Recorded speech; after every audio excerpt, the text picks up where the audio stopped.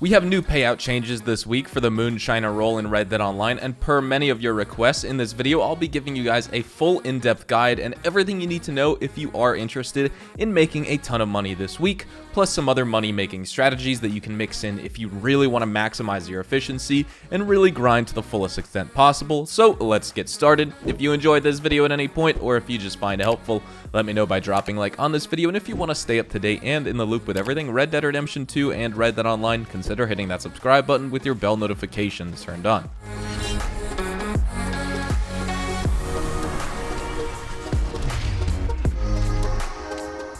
So with the 1.5 times money bonus for the Moonshiner role and the deliveries that you make for the Moonshiner, is it the most lucrative role in Red Dead Online? Flat out, no. In fact, the collector role is still the best if you are looking to maximize money and XP in the game overall, but for one, it's really just not sustainable, and good luck grinding all collection sets every single day for the rest of eternity and never burning out on it. And two, collecting is a completely active money-making activity. If you're not running around the map and getting on and off your horse repeatedly to dig items out of the dirt, you're probably not going to be very effective with collecting, and that's where the Moonshiner role comes in.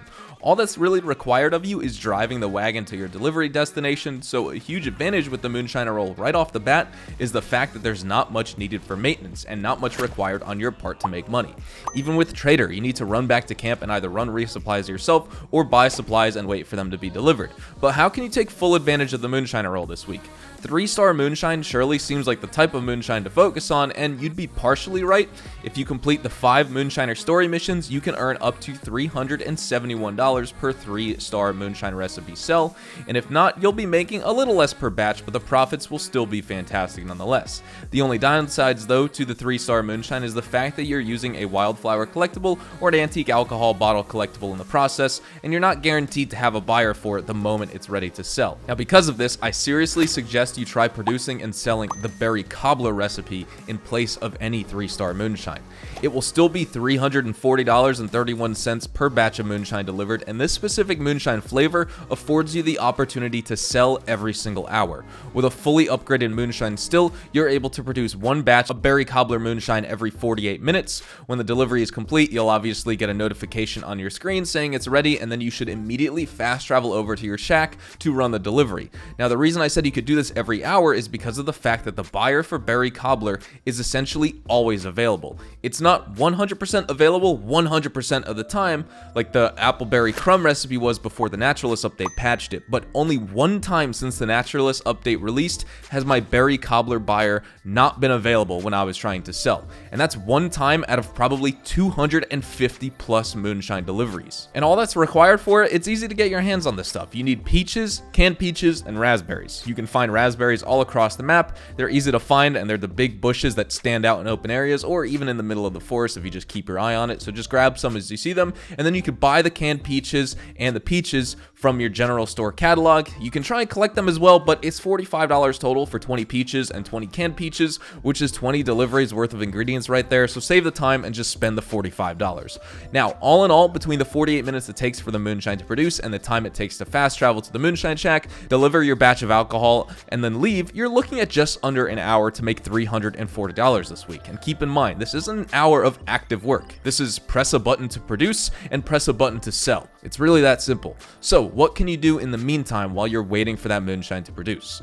I don't recommend you just sit there and twiddle your thumbs. I mean, you can, but if you're sitting down to play, you might as well get some other things done. At the very least, get some daily challenges and treasure maps out of the way, and those things come to mind first just to get them out of the way. But syncing up Moonshiner with Trader is also something I'm a big fan of. When you resupply for Trader, get a moonshine sell done, or vice versa. Run the moonshine first and then resupply your Trader roll after. That way, every 4 times you sell your moonshine, you'll have also sold 1 full wagon of Trader goods for an additional $625 if you sell long distance, on top of the $1,360 you made selling the 2-star berry cobbler moonshine this week. Now, of course, mash prices for the moonshine will still be $50, so it's important to do bootlegger missions if you want to keep those costs low. I personally don't don't bother starting bootlegger missions in the Moonshine Shack and just participate in the free roam ones, but if the $50 is important to you, then go for it. Each bootlegger mission knocks $10 to $20 off the total cost of the mash, but just remember there is a 15-minute cooldown in between each bootlegger mission that you can start at the shack,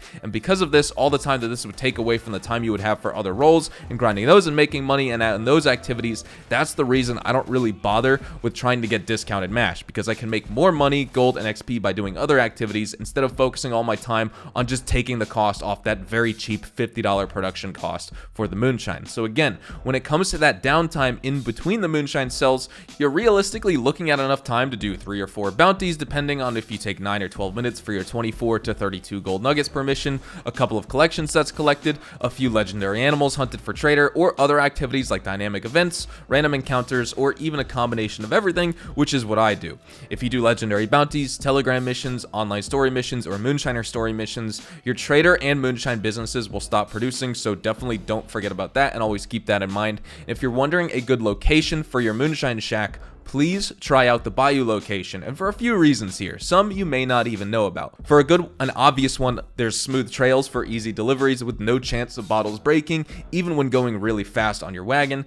Wildflowers, tarot cards, and other random dig spots spawn outside of the Bayou Moonshine Shack location on the daily, so that's extra collectibles collected. The bootlegger missions don't take you very far, they're close by. There's lots of alligator spawns in the Bayou for easy big game meat for making superior stews at your camp using your stew pot. Harriet's Le Gras location is right across the river, right next to the Moonshine Shack, and if you respawn in the Bayou Moonshine Shack, you basically spawn right at the Le Gras fast travel post when you're able to play again. So that saves lots of time when leaving your camp. You don't need to go through that very tedious process to walk up the stairs and run over to the fast travel location.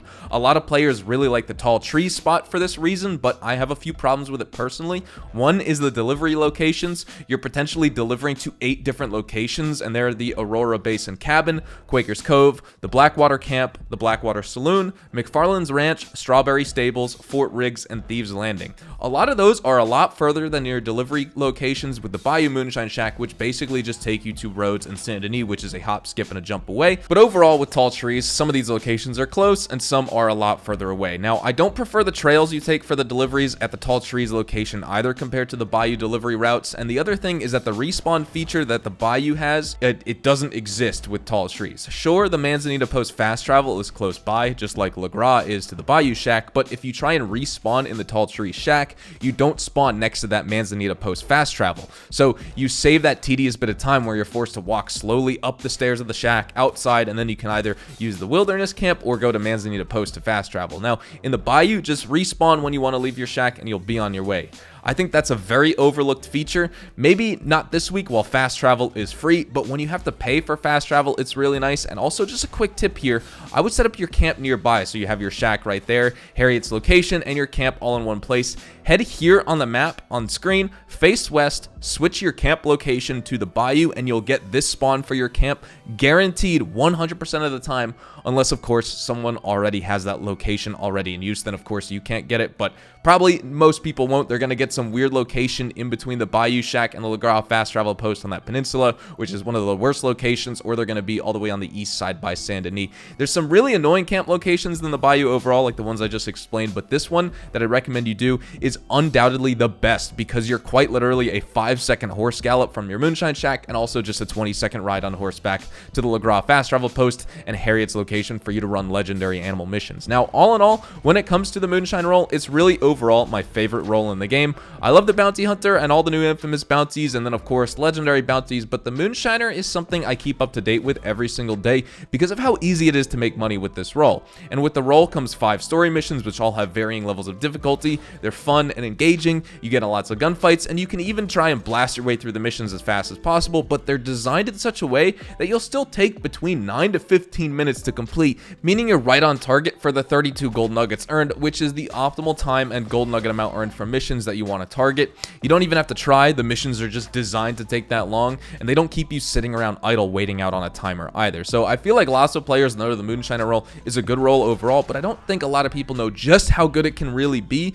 when you push it to its limits. And then of course for new players, oh, wow, you guys are in for a treat this week, because if you have the gold to spend on this role, it's highly worth it. Make sure you buy it and take advantage of it, because it's more than worth your gold. With that all being said though, we're gonna wrap things up right here. Thank you so much for watching. Hopefully you all enjoyed the video today, and if you did, hopefully I earned your like on it. And of course, if you are new to my channel and want to stay up to date with all the best Red Dead Online and Rockstar Games content, consider hitting that subscribe button so you don't miss out on a single thing we upload here on the channel. We consistently talk about updates, news, information, tips, tricks, and even leaks for Red Dead Online, and we'll keep you guys updated here on the channel daily. So make sure you hit that subscribe button. If you want to follow me over on Twitch, Twitter, and Instagram, those are the best places to get connected with me outside of YouTube, and you're more than welcome to ask many questions on those platforms. You can follow me at Hazardous HDTV, and all of my social media links can be found in the description down below. With that being said, thank you all so much for watching, Hazard Gang. I hope you all have a fantastic day, and I will see you guys in the next Red Dead Online video.